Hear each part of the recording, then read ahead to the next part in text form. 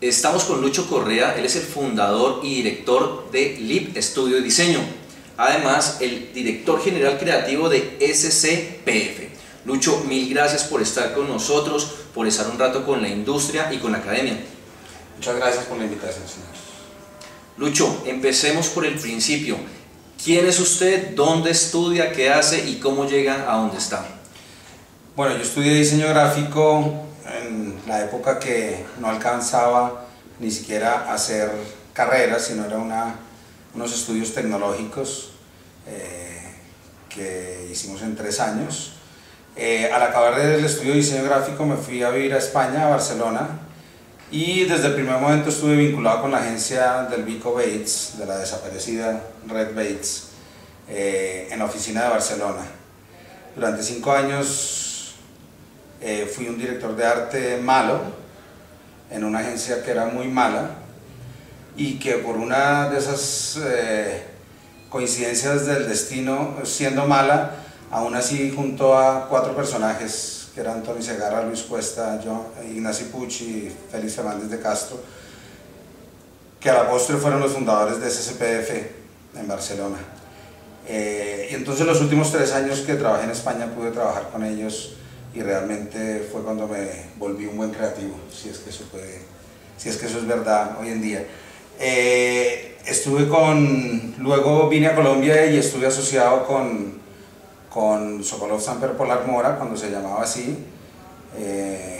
Yo llegué y ya tenían montada su agencia, empecé a trabajar con ellos, luego nos asociamos con Lowe y luego me hice socio de esa agencia y fui también el director creativo general allí durante 6 años.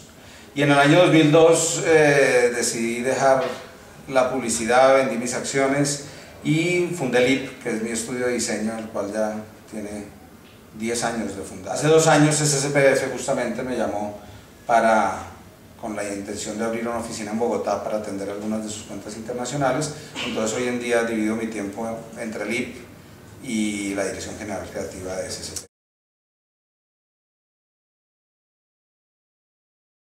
Cuando yo me retiro, resultó que Humberto Polar también estaba retirado un poco de la agencia, estaba dedicado a su literatura, a la música, a todo. Ese Da Vinci que es Humberto estaba dedicado a muchas otras facetas de la creatividad, y entonces realmente eso es lo que sucede, que fue la suma de eso, ¿no? De que me retiré yo y que en ese momento él estaba muy alejado de la empresa, y que José Miguel, que evidentemente lideraba y lidera maravillosamente esa agencia y la sigue liderando, pues digamos que se debió quedar un poco solo, ¿no? ante eso.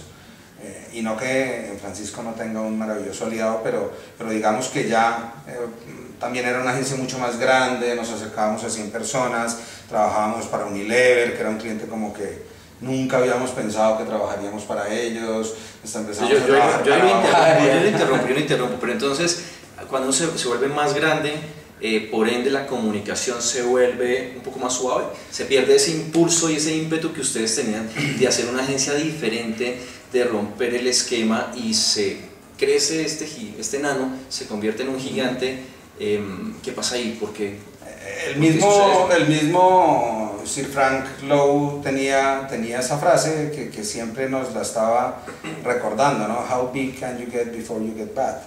¿Qué tan grande puede ser antes de volverte malo? Porque Lowe era una red muy pequeña, ¿no? Y fue la fusión con Lintas que se dio sobre esos años la que lo convirtió en una red gigante, que no era lo que Sir Frank tenía en la mente cuando creó la red de Lowe & Partners. Él creó una red chiquita, muy selecta, muy exquisita en el trabajo, era su obsesión, digamos, y pues cuando viene el merge con Lintas fue volverse una agencia gigante de un día para otro y no estar acostumbrada a eso.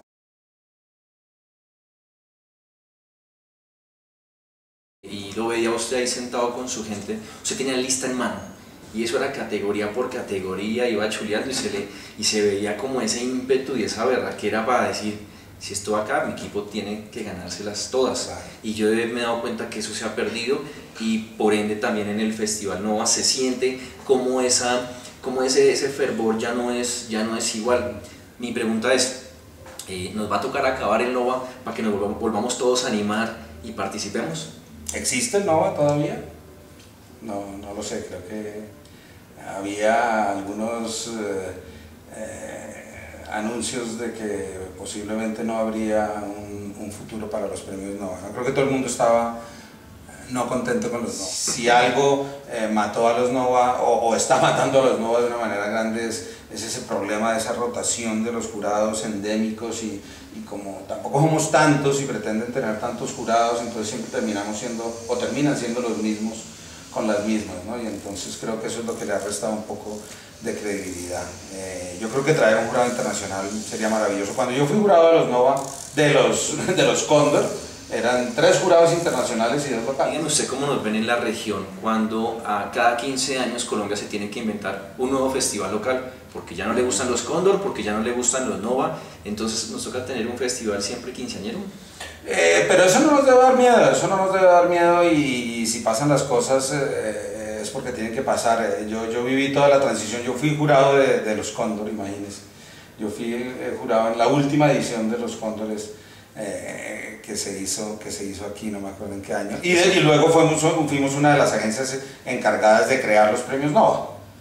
De hecho, ¿Usted hizo la primera campaña? La primera campaña. ¿Fueron los botones? Sí, luego yo diseñé el premio con Andrés Aitken, que ya luego no es esa cosa fea que hacen hoy en día, era un tema de acero muy bonito y tal, tengo entendido que muy costoso, pero... entonces, eso no nos debe dar miedo.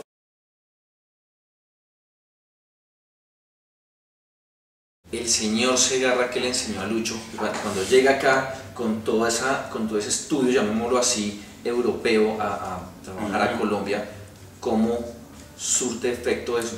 No, es muy difícil decir que puede aprender uno de Tony Segarra porque es absolutamente todo. Él es una gran persona, un gran ser humano, excelente, una cultura inmensa, de la lengua española, de la escritura, de la literatura iberoamericana, de la literatura mundial, de la dirección de arte, un enamorado de los directores de arte y de los diseñadores. Él siempre dijo que se le debería dar mucho más poder a los directores de arte en las agencias.